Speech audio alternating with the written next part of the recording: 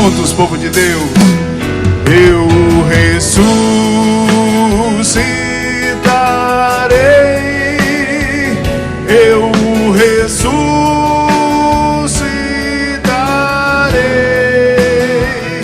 eu ressuscitarei no dia final.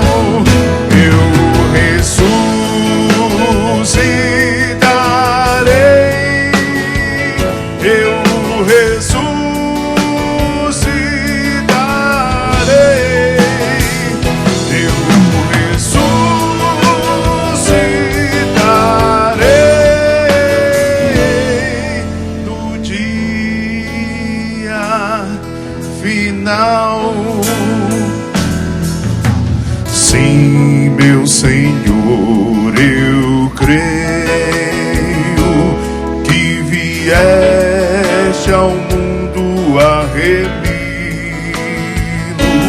que tu és o Filho de Deus, e que estás aqui alimentando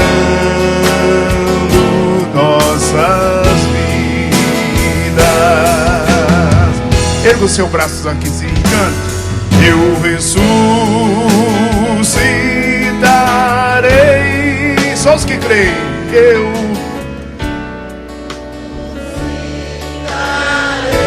Só os que estão vivos. Citarei no dia final. Eu ressuscitarei,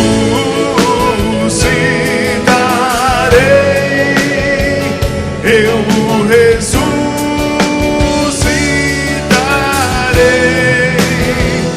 eu ressuscitarei no dia final. Só o teclado de vocês. Eu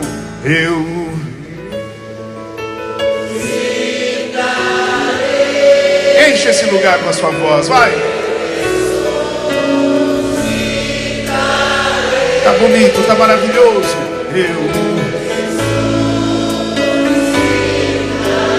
É verdade, Senhor. No dia final, eu ressuscitarei,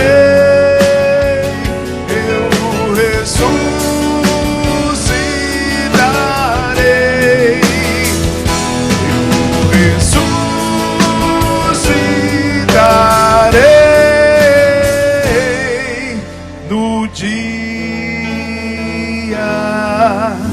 final.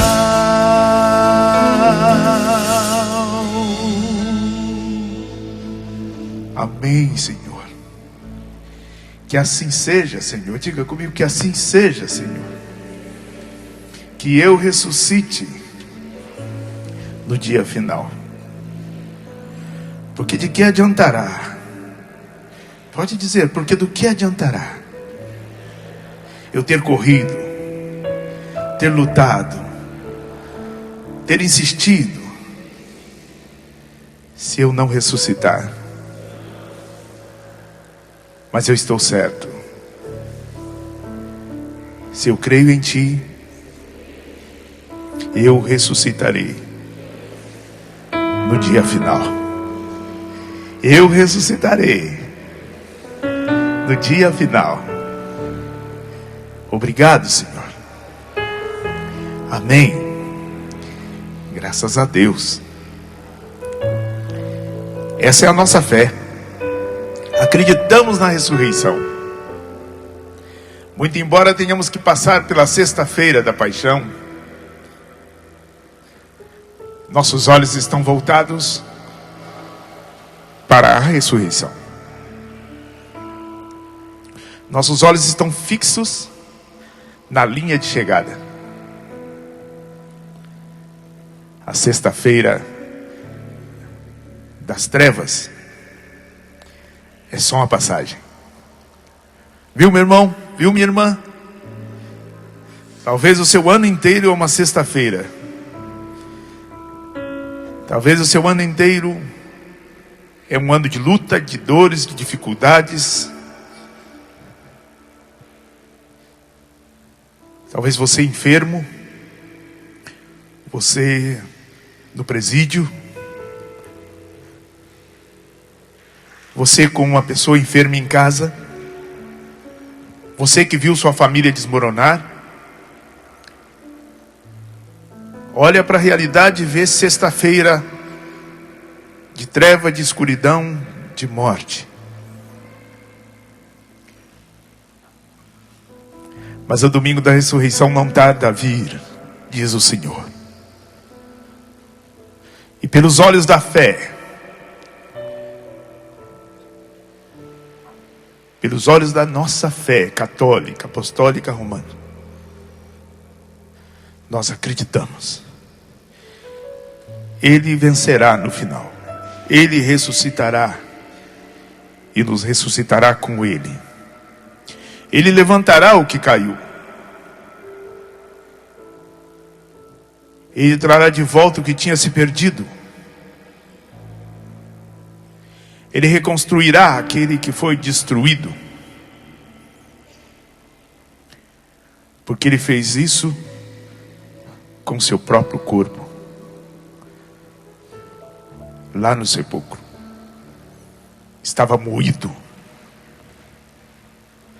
Moído de tanto apanhar.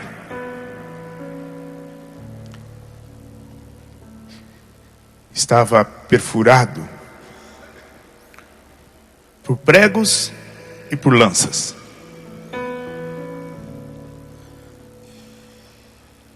Mas foi reconstruído. E se levantou mais maravilhoso do que era antes. Jesus há de fazer isso com cada um de nós. Você crê nisso? Você crê nisso? E você que está em casa, acredita nisso? Acredita que Jesus pode restaurar a sua casa, a sua família, a sua vida? Ele pode. Ele tudo pode. Creia. Creiamos juntos. Este é um dia muito memorável. Estamos celebrando a quinta-feira. A quinta-feira santa. O dia em que Jesus instituiu a Eucaristia. É Deus, o Todo-Poderoso, o Criador de todas as coisas, o Criador de todo o universo, o Senhor de tudo o que há, aquele que conhece cada um dos vermezinhos que estão enterrados na terra. Sabe onde eles estão? Eles estão. E o chama pelo nome. Aquele que conhece todas as coisas e nada passa desapercebido aos seus olhos. Aquele que tudo fez e que tudo realiza. Aquele em quem sem Ele nada existe. É Deus se curvando sobre a humanidade. É Deus se rebaixando para nos levantar. É Deus como que entrando por baixo de nós, homens decaídos, para nos colocar de pé. É Deus Pai em seu amor infinito, se curvando para tomar o filho no colo, o filho que havia caído. Esse tempo, irmãos, estamos celebrando exatamente isso. O Deus que se curva para nos salvar. O Deus que se abaixa e vai até o chão para nos salvar. O Deus que se vestiu de homem, agora vem lavar os pés dos homens. O Criador do universo vem lavar os pés dos homens. O Criador do universo vem morar num pedacinho de pão, para estar presente na vida do homem. Isso é maravilhoso. Diga comigo, isso é maravilhoso. Obrigado, Deus. Obrigado, Jesus. Obrigado, meu Deus. Obrigado por tão grande amor. Obrigado por me amar tanto assim. Obrigado, Senhor. Amém. Nós vamos tomar uma passagem do Evangelho, que está no Evangelho de São João, no capítulo 6, versículos de 28 seguintes. João 6, 28 seguintes.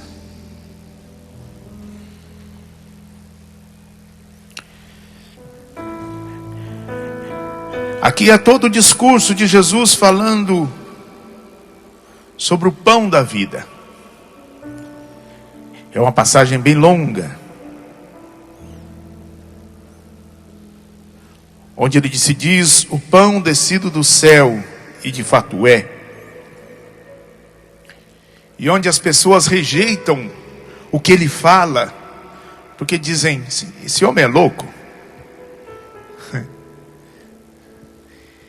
E inclusive, alguns dos discípulos vão embora depois de ouvir o discurso de Jesus.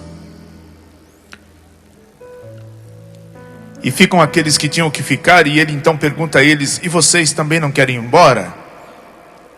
Porque eu não posso abrir mão da verdade. E a verdade é essa: eu sou o pão da vida. O que vem a mim não terá fome, o que crê em mim não terá sede. Ninguém vem a mim se o Pai não me atrair. E aquele que crê em mim, eu ressuscitarei no último dia. E disso eu não posso abrir mão. Então, se vocês quiserem ir embora, podem ir. Mas eu sou o pão da vida. E se vocês quiserem ter vida, precisam comer deste pão que é a vida. Que é e que dá a vida. Então tomemos juntos Evangelho de São João, capítulo 6, versículo 28, diz assim: perguntaram-lhe, que faremos para praticar as obras de Deus? Perguntaram a Jesus, né? Respondeu-lhe Jesus: a obra de Deus é esta, que creais naquele que Ele enviou. Vamos responder juntos isso? Vamos dizer juntos com Jesus esta frase? A obra de Deus é esta, que creais naquele que Ele enviou. Esta é a obra de Deus, que creiamos naquele que Ele enviou, Jesus Cristo, seu Filho.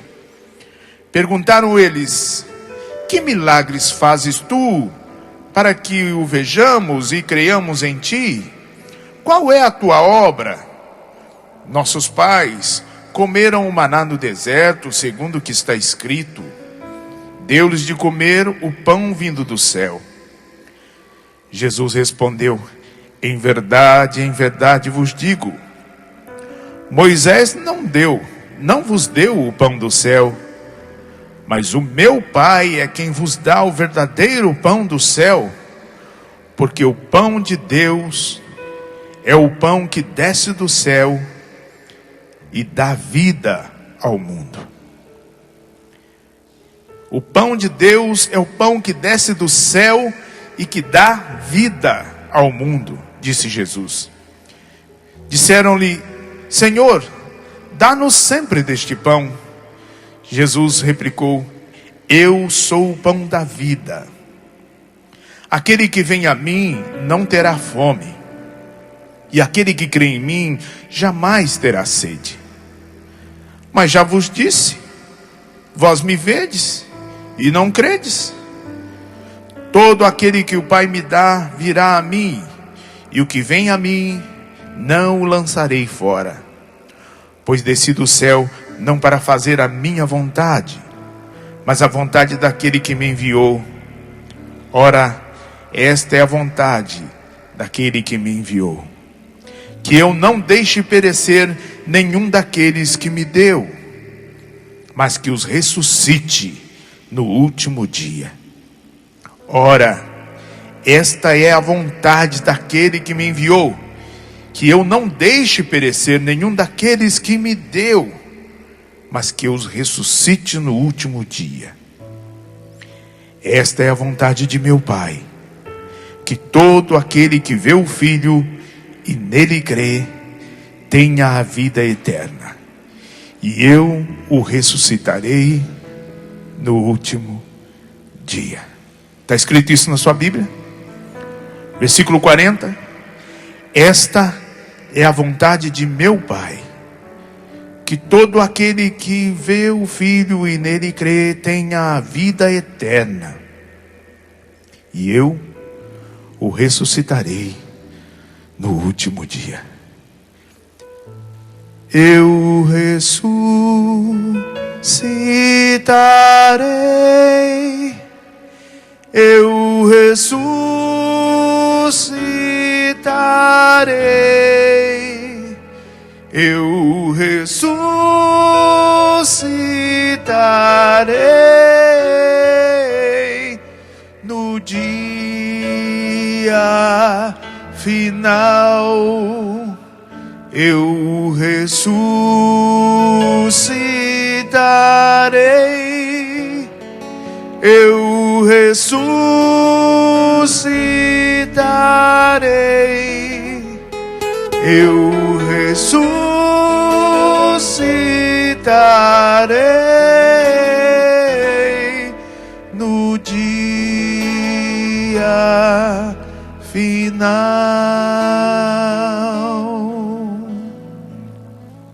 Que graça maravilhosa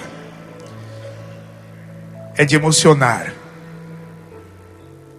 o fato de pertencermos a esta igreja católica, apostólica, romana. É de se emocionar, irmãos. Dá vontade de chorar. Estou aqui com nó na garganta, porque o coração da gente se enche de uma santa alegria, de conhecendo esses mistérios e podendo vivenciá-los com tanta intensidade nesta semana, nas celebrações da nossa igreja, cada tempo, cada mistério da paixão, morte e ressurreição de Jesus, que já começa nesta quinta-feira. Dá vontade de chorar, porque a gente não era digno de participar de tão grande mistério. Mas aí a igreja que é mãe abre-nos uma perspectiva para participarmos juntos de uma realidade tão linda.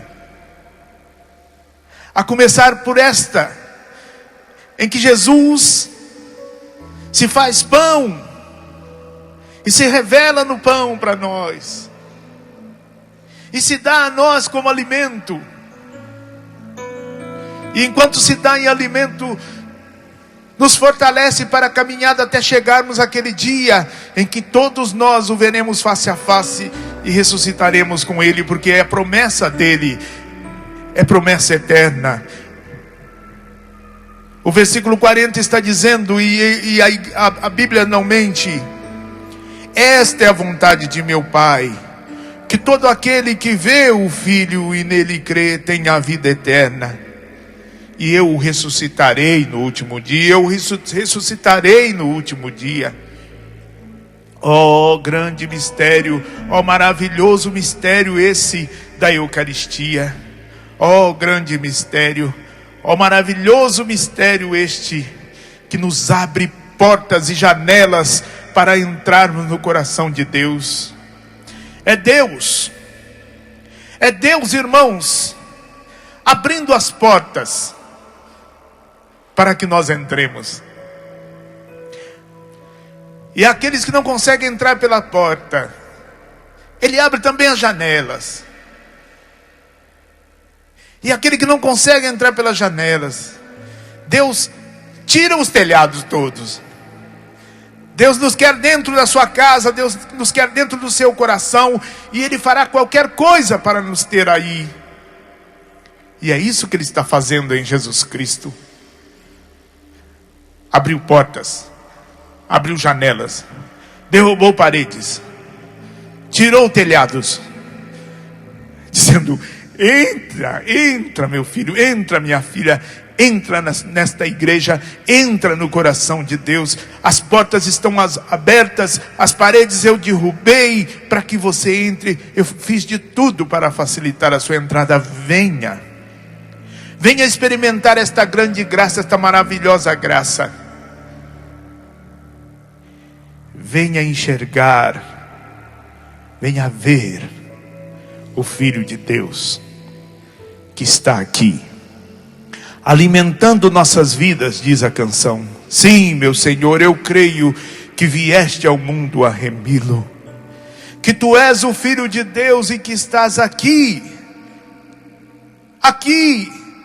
no altar, alimentando nossas vidas. Eu creio. Sim, meu Senhor, eu creio. Jesus vem falando sobre essa realidade maravilhosa do pão da vida, da obra de Deus, até que chega num ponto em que aqueles que estavam ao seu redor, para retrucá-lo, dizem: Moisés nos deu o pão do céu, ele já nos deu, fazendo alusão ao maná que Deus tinha feito chover no deserto. Quando o povo teve fome naquela ocasião, quando faziam a travessia para a terra prometida durante 40 anos, em alguns momentos no deserto passaram necessidades, só que Deus estava ali com o seu povo, como está conosco nesta manhã, e fez cair do céu como que uns pedacinhos de pão, conhecidos como maná. E o povo comeu daquele pão e sobreviveu na travessia.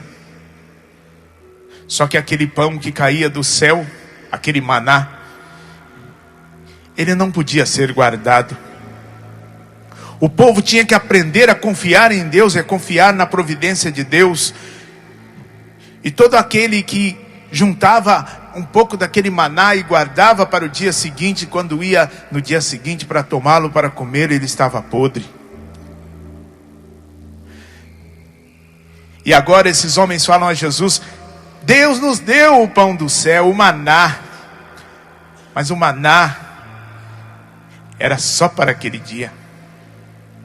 No dia seguinte tinha que chover um novo maná. E chovendo, o povo pegava de novo e comia. E no outro dia, novamente, porque não podia se estocar este pão. O povo tinha que ser adestrado na fé. Jesus não. Jesus é o pão que permanece para sempre. Jesus não precisa chover todos os dias. Ele é o bastante. Nele está a plenitude. Nada falta. Está completo nele. Ele é para saciar a nossa fome, a nossa sede de todos os dias. E Ele vem para ficar em nós, para que nós já não tenhamos mais fome. Ele vem para permanecer em nós, para que nós já não tenhamos mais sede. O maná que comeram, quando chegava no final do dia, de novo estavam com fome. Mas aquele que come Jesus, aquele que se alimenta de Cristo, aquele que tem Jesus em si, diz a palavra, não terá mais fome, mas terá a vida. Vida que brota da vida. Vida que é Jesus. Vida que está na Eucaristia. Eu estava olhando nesses dias o compêndio da igreja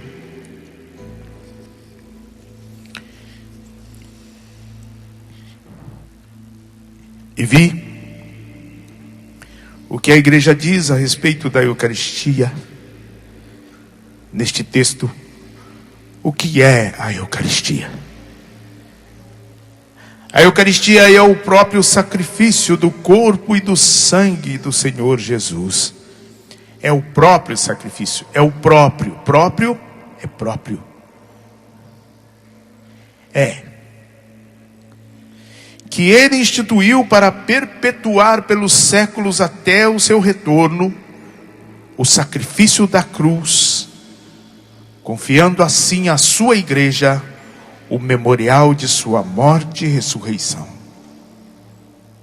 É o sinal da unidade, o vínculo da caridade, o banquete pascal no qual se recebe Cristo.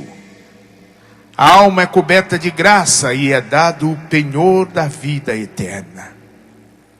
Veja que maravilhoso, irmãos. A Eucaristia é o próprio sacrifício do corpo de Cristo, do corpo do Senhor Jesus. É o sacrifício, a Eucaristia é o sacrifício atualizado, é o sacrifício agora. Eu me lembro do Monsenhor Jonas, quando eu era responsável pelas gravações do departamento de audiovisuais do Davi. E ele gravou uma série de programas de rádio que se chamava Eucaristia. Uma série de 18 programas. E eu ouvi muitas vezes esta série maravilhosa, esclarecedora, onde ele fazia gravava programas de 15 minutos, tomando passagens bíblicas e explicando. E eu me lembro de um dia em que ele disse que a missa é o mesmo, é a atualização daquele sacrifício, daquela sexta-feira santa, lá no Monte Calvário, onde Jesus estava sendo crucificado. Cada missa é como se eu e você fôssemos transportados para lá, como se nós estivéssemos lá ao vivo, assistindo aquele santo sacrifício que era oferecido ao Pai em expiação dos nossos pecados. Cada missa não é uma representação, não é uma lembrança, mas é uma atualização daquele sacrifício, daquele santo sacrifício. É como se não existisse espaço e tempo, e como se nós fôssemos transportados para lá, estivéssemos lá, pessoalmente lá, olhando Jesus crucificado. É como se nós fôssemos parte daquele povo. É a atualização. E aí a igreja vem exatamente dizer isso. A Eucaristia é o próprio sacrifício, é o próprio, isso é agora, do corpo e do sangue de nosso Senhor Jesus Cristo, que Ele instituiu para perpetuar pelos séculos, chegou até aqui, até o seu retorno, até o dia em que Ele voltar. Vamos celebrar a Eucaristia, vamos oferecer o santo sacrifício. O sacrifício da cruz, confiando à sua igreja o memorial de sua morte e ressurreição. É o sinal da unidade, o vínculo da caridade, o banquete pascal, no qual se recebe Cristo, recebe-se Cristo. E a alma é coberta de graça, é dado o penhor da vida eterna a todo aquele que participa, que toma parte, que comunga da Eucaristia. Por que temos que voltar todos os dias à Eucaristia, se possível for? Porque nós somos inconstantes e facilmente nos perdemos. Por que temos que estar sempre atentos e sempre voltando e celebrando? Porque nós, homens, temos necessidade de estarmos sempre atualizando nossa própria vida e nos guardando, nos preservando, porque do contrário, nós nos perdemos, nos afastamos e vamos nos afastando cada vez mais. Assim como precisamos estar sempre voltando à oração, sempre voltando à palavra de Deus, para permanecermos. Permanecei em mim e eu permanecerei em vós. Também por causa de nós, todos os dias a igreja repete o santo sacrifício da missa. Não seria necessário? Mas Jesus, conhecendo a nossa fraqueza, diz: fazei isto em memória de mim. É o meu memorial em vista da nossa fraqueza. Porque a derradeira missa, o sacrifício, o santo sacrifício, o pleno sacrifício, já foi realizado. Quando Jesus, Ele mesmo, pessoalmente, se entregou na cruz por nós. E agora, o que representa a Eucaristia na vida da igreja? O que representa para você a Eucaristia, meu irmão? O que representa para nós? Vejamos o que a igreja diz. Ela é fonte e ápice de toda a vida cristã. Ela é fonte, é ápice, isso é o lugar mais alto de toda a vida cristã. É onde tudo se encontra. É onde tudo começa e tudo se encerra. Todas as devoções, se você tem devoção por algum santo, se você tem devoção por alguma outra realidade da igreja, se você faz tantas coisas, obras de caridade, tudo o que você faz para Deus e por Deus, se encerra, encontra sentido na Eucaristia, que é o ponto mais alto, o ápice. É ali que nós entregamos tudo, é ali que nós entregamos o bem da nossa família, o como nós estamos vivendo, as bênçãos que temos recebido. É ali, é na Eucaristia que nós estamos em estado de ação de graças para agradecer. Mas também, se estamos no fundo do poço, no sofrimento profundo, encontramos sentido na Eucaristia. Tudo encontra sentido na Eucaristia, porque ela é o ápice. Quando Jesus é erguido na Eucaristia, é o ponto mais alto da face da terra. E tudo é atraído para Ele. Tudo é atraído para Ele. Ele é o centro de todas as coisas. Nesta manhã, tudo é atraído para Jesus.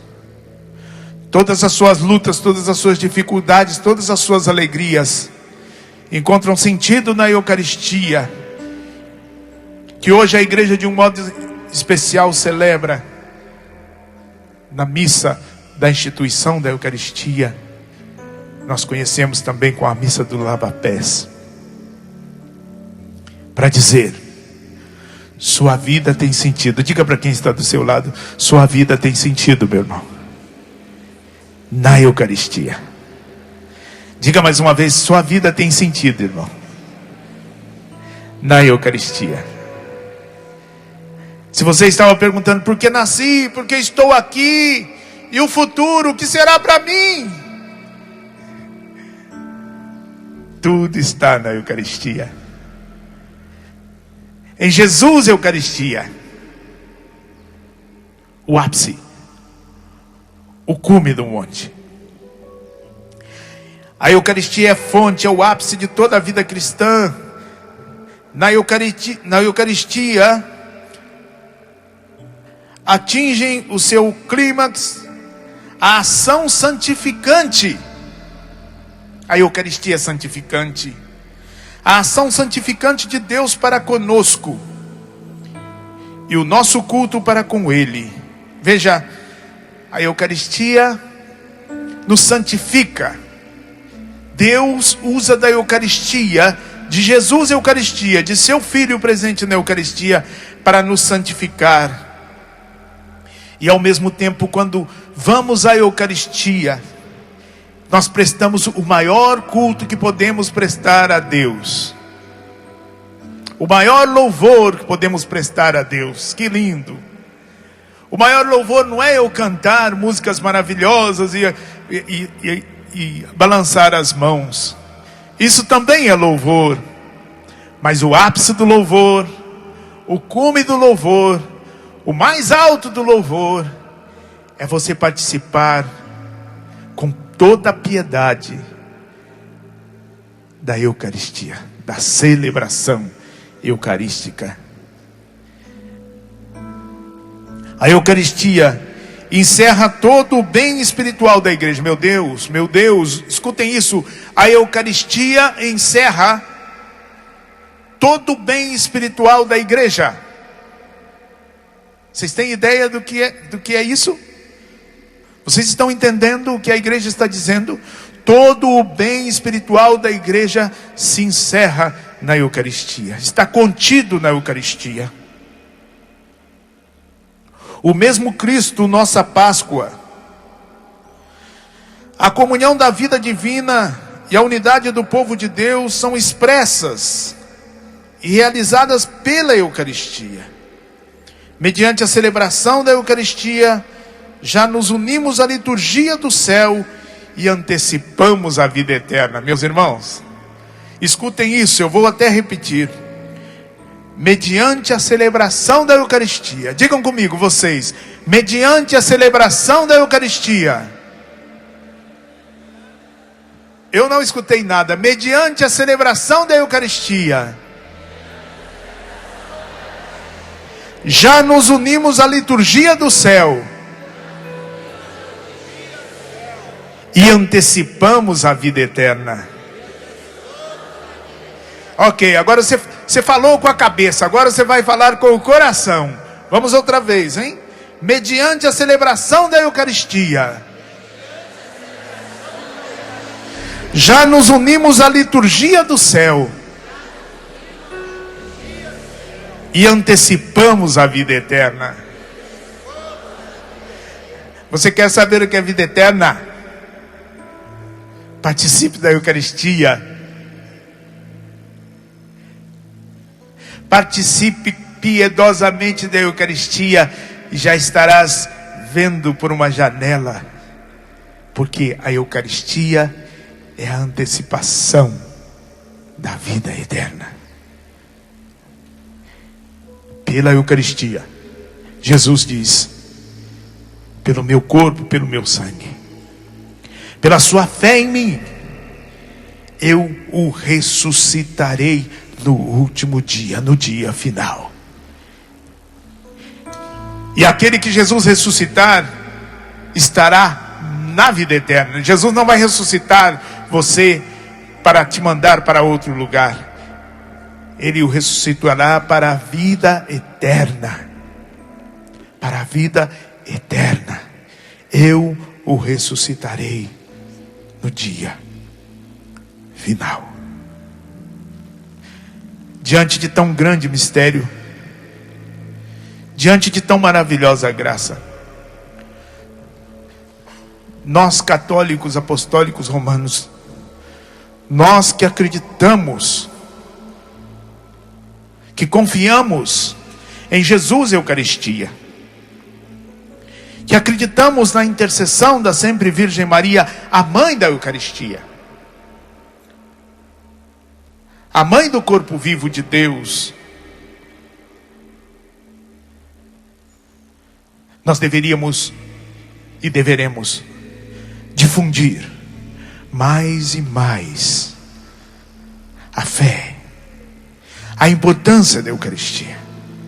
Nós, católicos, apostólicos, romanos, uma vez sabendo que a Eucaristia é o ápice da nossa fé, que nela se encerra toda a riqueza da igreja, nós precisaríamos conhecer mais e mais profundamente a respeito deste bem, desta graça maravilhosa, desta graça insuperável que é a Eucaristia para as nossas vidas.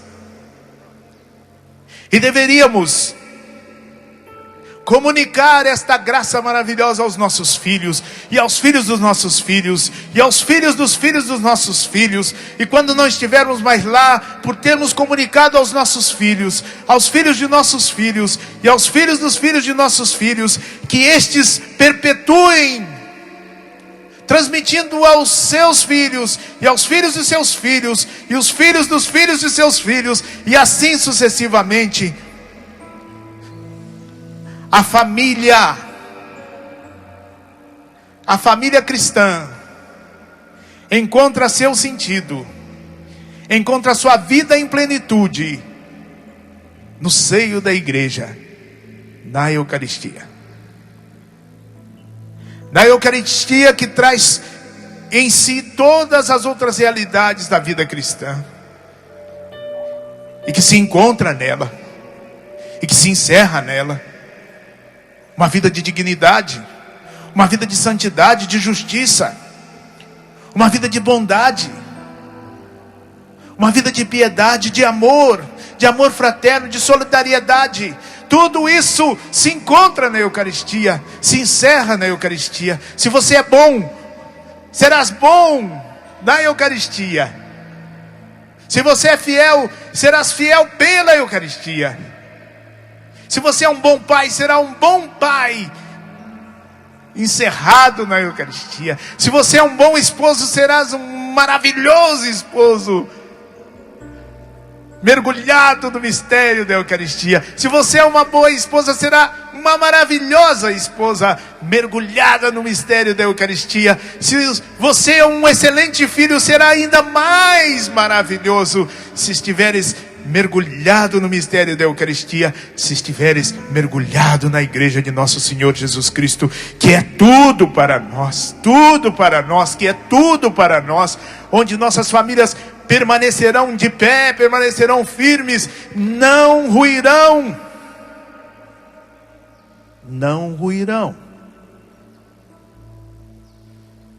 Aquele que estiver agarrado, unido a Jesus e a Eucaristia, não ruirá, não perecerá, viverá, vencerá, submeterá o inimigo, pisará a cabeça da serpente.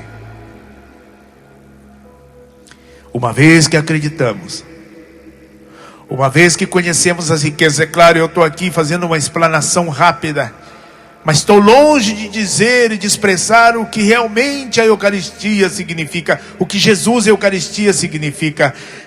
Precisaríamos de muitos dias, de muitos dias, talvez de anos, para chegarmos a expressar 10%.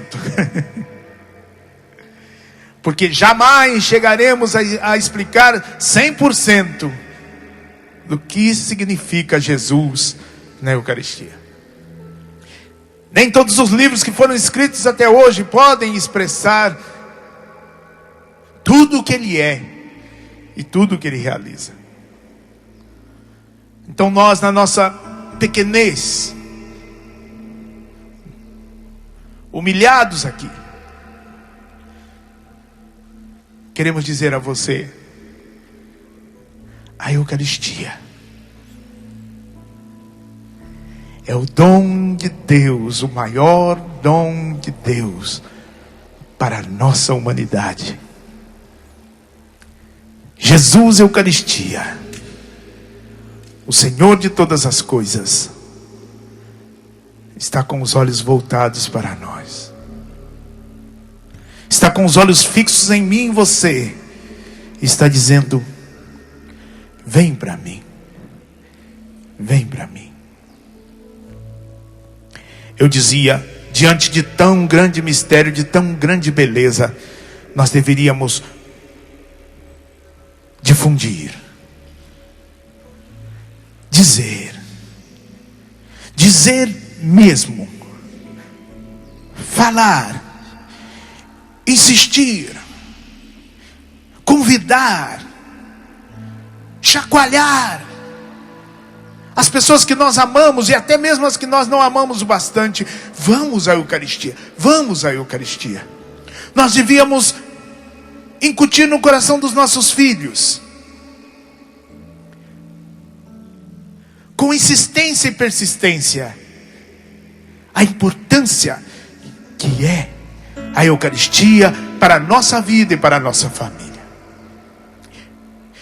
E isso começa, meus irmãos, lá, com o neném no colo, com 15 dias de nascido. Estou vendo ali a moça com o neném no carrinho. 15 dias já dá para sair de casa? 15 dias depois que o neném nasceu já dá para sair de casa, Ivanilson? 3 meses? Hein? Não entendi. 30 dias? Bom, então acho que eu e a minha esposa nos excedemos, porque nós saímos com o neném bem antes para ir à igreja. Enquanto ainda ele está no colo, com 15 dias, pode ser 30 também, vamos para a missa, vamos para a igreja. 3 meses, vamos para a igreja. Ah, mas ele vai chorar na missa. Que chore. Você pega o neném, vai lá para fora, para não atrapalhar o padre, até que ele se acalme. Acalmou? Volte com o neném para dentro da igreja. Começou a chorar de novo? Sai com o neném de novo. Acalmou? Volta com o neném. Fez 6 meses, já começa a querer fazer uns barulhinhos, né? E tá fazendo barulho, sai com o neném. Acalmou, dormiu, volta com o neném. Fez 1 ano, aí meu Deus, aí o neném começa a andar, começa a correr e não quer parar. Ah, o neném saiu, sai com ele. O neném se acalmou, volta com ele para dentro da igreja. Mas não deixe de levar o seu filho na igreja, porque ele faz um barulhinho aqui ou lá, porque o padre fica com a cara feia, porque isso, porque aquilo. Porque tem padre que fica bravo. Sobretudo quando o neném fica fazendo aquela barulheira e a mãe e o pai não estão nem aí, né?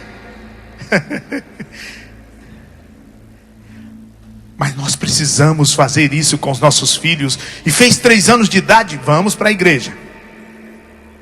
Eu me lembro, eu tenho 5 filhos. E eu me lembro que nós, levando as crianças para a igreja, e eles nasceram muito perto um do outro, né, com diferença de 2, no máximo 3 anos um do outro. Então era um jardim de infância. Aquele monte, né? E cada um querendo uma coisa e tal, mas não tem conversa, vamos à missa. E eu ainda cantava na missa, minha esposa também cantava, então vamos à missa. Com as crianças, fica lá fora com a titia. Mas quando tocava o sininho as crianças podiam estar fazendo o que estivesse fazendo, mas quando tocava o sininho da consagração, não sei se é porque eles gostam de sininho, mas eles sabiam que algo importante estava acontecendo, porque todos se ajoelhavam. E as crianças começam a perceber o que é importante. E o quanto é importante ir à missa, porque papai e mamãe foram e levaram eles todas essas vezes. Insistiram, levando, mesmo eles fazendo barulho e tal, e eles cresceram naquele ambiente. Depois eles crescem e correm o risco de, depois que chega a adolescência, eu não vou, hoje eu não vou, amanhã eu não vou. Mas eles agora sabem o caminho. E quando a coisa apertar, meu irmão, naquele dia que eles estiverem lá longe, longe de casa, longe da família, não tem com quem contar, pergunta para onde eles vão no domingo. Eles vão na missa. Porque lá eles vão ter a impressão de que estarão com seus pais no encontro com Jesus. Eles vão se lembrar que o papai e a mamãe iam na missa todo domingo e levavam eles, é porque algo importante acontecia ali. Se você não conseguiu pregar o evangelho, converter os seus filhos, fazer eles participar do grupo de oração, do grupo de jovens, não sei o quê, mas se você conseguiu incutir no coração deles a importância da missa, e que eles precisam participar da missa, você já fez uma obra maravilhosa no coração dos seus filhos, porque a missa é o ápice, a Eucaristia é o ápice da nossa fé.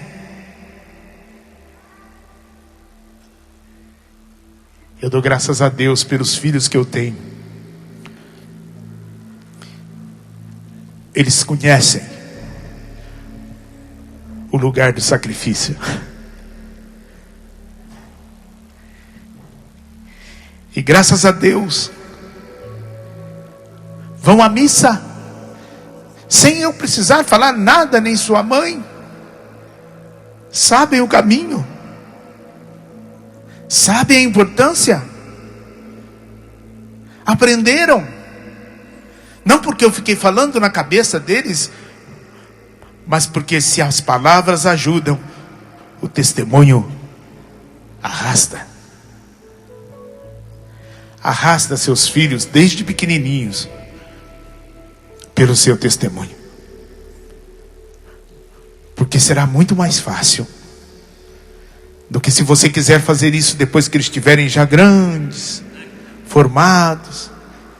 Aí é mais difícil. Incute no coração deles a maravilhosa graça.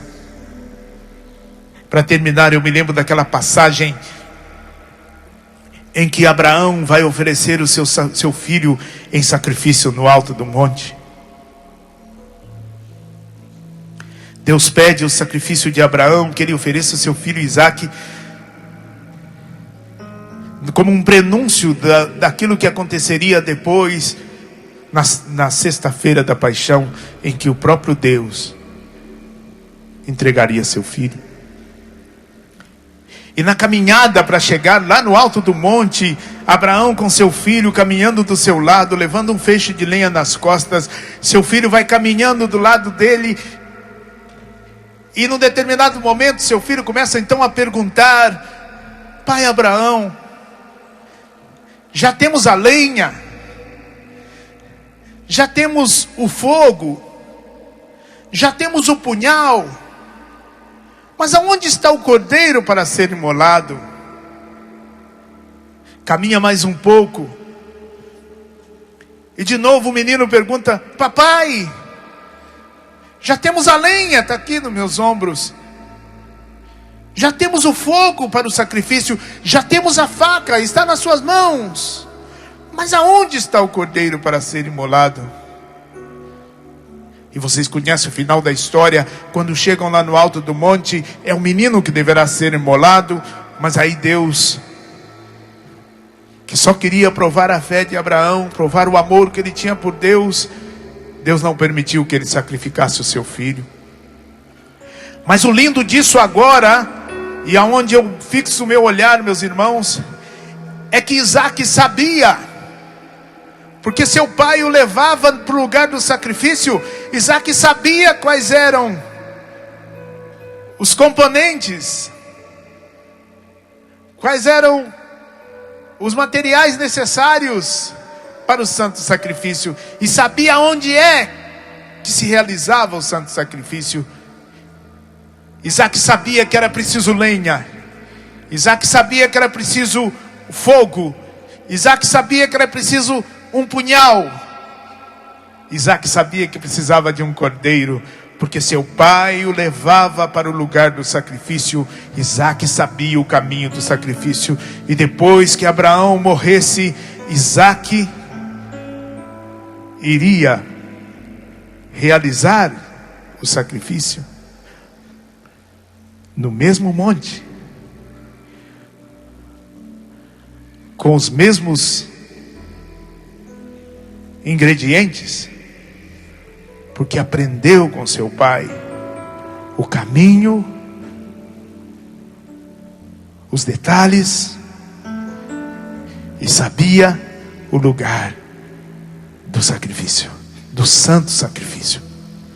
Precisamos ensinar aos nossos filhos, aos filhos dos nossos filhos, aos filhos dos filhos de nossos filhos, aos nossos amigos, aos nossos irmãos, aos nossos pais,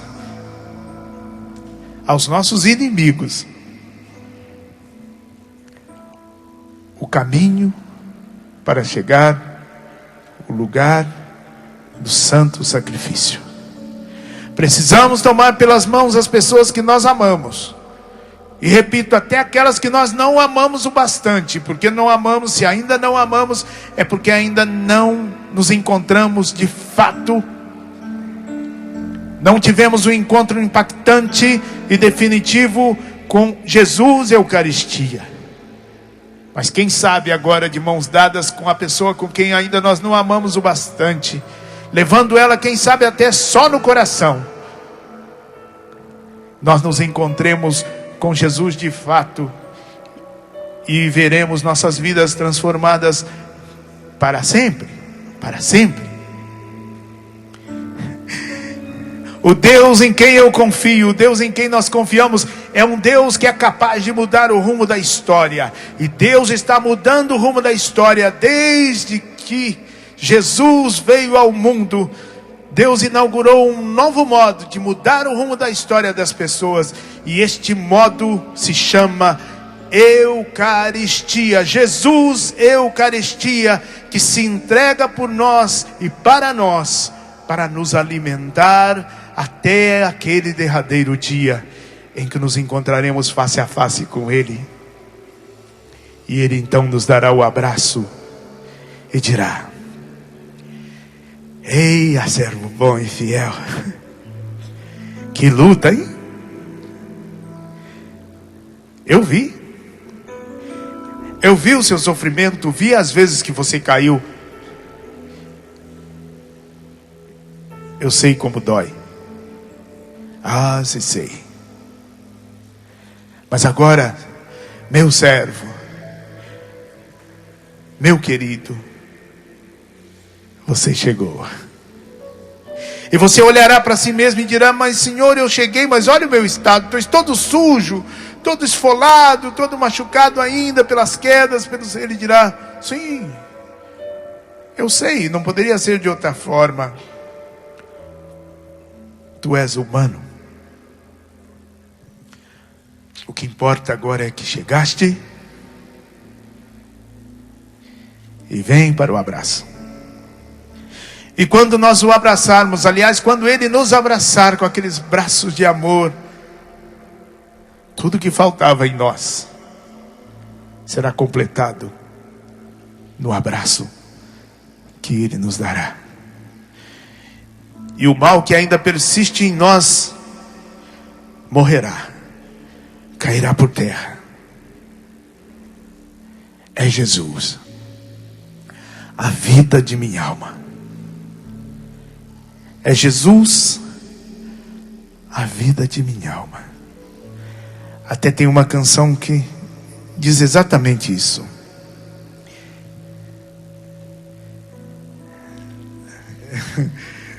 Para um pouquinho só para mim pegar o tom aqui. É a vida de minha alma, é Cristo, é Cristo, é a vida de minha alma, é Jesus,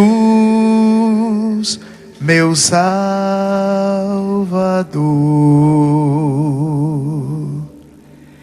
é a vida de minha alma, é Cristo, é Cristo, é a vida de minha alma, é Jesus, meu Salvador.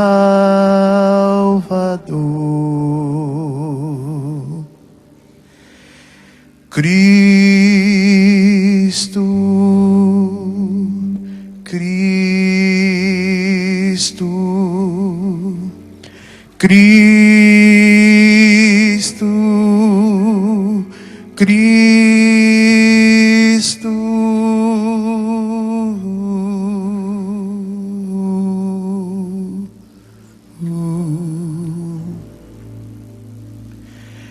É a vida de minha alma, é Cristo,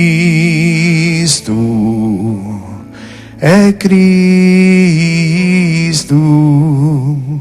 é a vida de minha alma, é Jesus,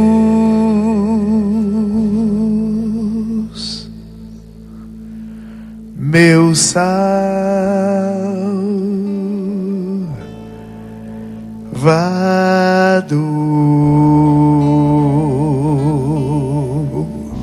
Diga comigo, é a vida de minha alma, é Cristo, é Cristo, é a vida de minha alma, é Jesus, meu Salvador. Amém? Assim seja.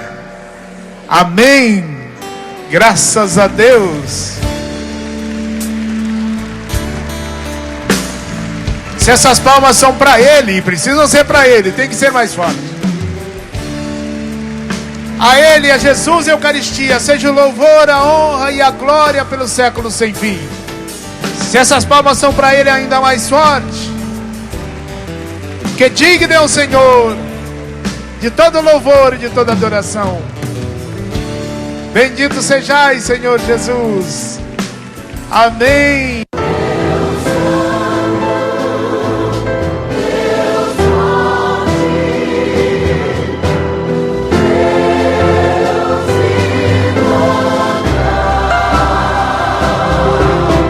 Juntos, povo de Deus.